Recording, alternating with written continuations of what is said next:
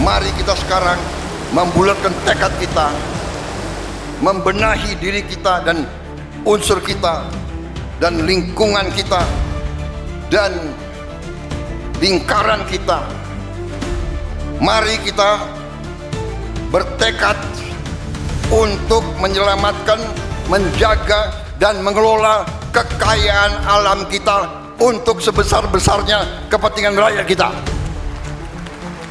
Saya menggugah, saya mengajak, mari saudara-saudara kita bersatu.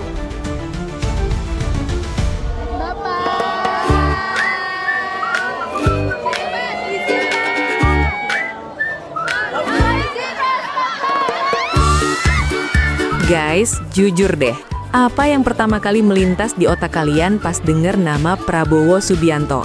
Jenderal tegas? Sosok gemoy? Atau pemimpin yang bikin kalian wondering, Indonesia bakal dibawa kemana sih sama beliau? Kita di persimpangan jalan.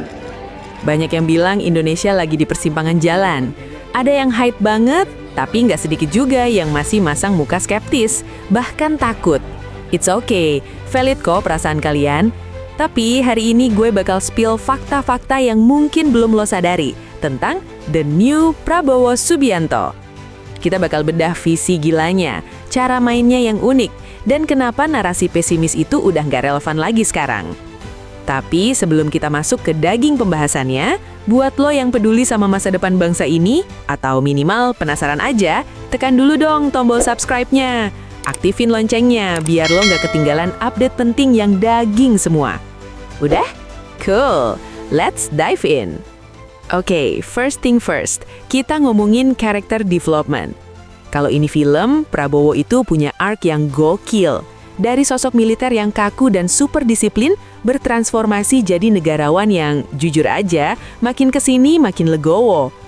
Ingat kata Gus Dur? Kalau orang yang paling ikhlas kepada rakyat Indonesia itu Prabowo. Orang yang paling ikhlas kepada rakyat Indonesia itu Prabowo. Itu bukan omong kosong sob, beliau udah selesai sama dirinya sendiri. Harta? Punya. Pangkat? Mentok. Di usia beliau sekarang ambisinya cuma satu, ninggalin legacy alias warisan sejarah. Beliau pengen lihat Indonesia berdiri tegak, gak didikte bangsa lain. Jadi kalau lo lihat beliau kerja keras kesana-sini, diplomasi ke luar negeri, itu murni karena passion patriotisme yang gak pernah padam. Terus, apa sih mimpi besarnya? Cita-cita Presiden Prabowo itu simple, tapi ngeribetin kalau nggak punya nyali. Kemandirian mutlak. Beliau nggak mau kita cuma jadi pasar barang impor. Visi utamanya, swasembada pangan dan energi. Beliau obsesi banget supaya perut rakyat Indonesia kenyang dari tanah sendiri dan bensin atau listrik kita nyala dari sumber daya sendiri, B50, B100.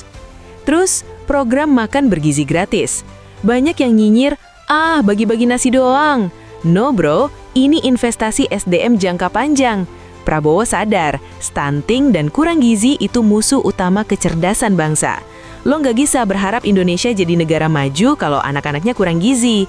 Ini soal nyiapin otak generasi penerus buat 20 tahun ke depan. Ibu agak kurus bu, waduh luar biasa. Ibu kurus. Ibu berhasil.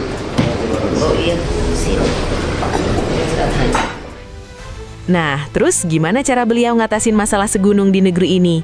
Style kepemimpinan Prabowo itu unik. Merangkul lawan, hajar masalah. Lihat kan kabinetnya? Gemuk? Iya, tapi itu strategi persatuan. Beliau sadar Indonesia itu terlalu besar buat diurus sendirian atau satu golongan doang. Beliau ajak semua elemen, dari profesional sampai politisi yang dulu berseberangan buat kerja bareng. Kalau ada masalah, beliau tipikal eksekutor. Nggak banyak drama curhat di sosmed, tapi langsung instruksi komando. Korupsi? Sikat. Judi online? Berantas. Bocor anggaran? Tambal. Pendekatannya militer banget. Identifikasi target, susun strategi, eksekusi. Tegas, taktis, dan to the point. Nah, sekarang bagian terpenting. Buat lo yang masih skeptis, yang tiap hari kerjanya bangun narasi pesimis, bilang Indonesia bakal hancur, utang numpuk, atau demokrasi mati, guys, please wake up. Pesimisme itu gampang, membangun itu susah. Kalau lo terus-terusan nyebar ketakutan, lo nggak lagi ngebantu negeri ini. Lo cuma lagi ngeracunin pikiran lo sendiri dan orang lain. Prabowo bukan Superman, dia manusia biasa. Tapi dia adalah kapten kapal kita sekarang. Kalau kaptennya lagi berusaha nyetir kapal lewatin badai global, terus penumpangnya malah sibuk ngeborin lambung kapal sambil teriak, kita bakal tenggelam. Ya tenggelam beneran lah. Presiden Prabowo butuh kritik, yes. Demokrasi butuh oposisi, absolutely. Tapi kritiklah dengan data, bukan dengan kebencian atau ketakutan yang nggak berdasar. Beliau tawarin rekonsiliasi, beliau tawarin kerja keras. Masa kita balas dengan nyinyiran doang? Dunia lagi nggak baik-baik saja. Perang di mana-mana, ekonomi global lesu. Kita butuh pemimpin yang strong dan rakyat yang solid. Percaya deh, kalau kita bersatu di belakang visi besar ini, Indonesia emas bukan cuma mimpi siang bolong. Jadi intinya apa? Presiden Prabowo nawarin gaspol buat kemajuan bangsa. Sekarang bolanya ada di kita. Mau jadi penonton yang pesimis atau pemain yang ikut dorong kemajuan? Gue yakin, deep down kita semua pengen Indonesia jadi macan Asia lagi. So, give him a chance and let's work together. Gimana menurut lo? Setuju sama visi Pak Prabowo atau punya pandangan lain? Tulis komentar lo di bawah ya. Kita diskusi sehat ya, jangan berantem. Dan jangan lupa, kalau lo ngerasa konten ini mencerahkan, like videonya, share ke grup WhatsApp keluarga atau temen tongkrongan lo, dan pastinya subscribe buat konten-konten mind-blowing lainnya. Gue pamit undur diri ya.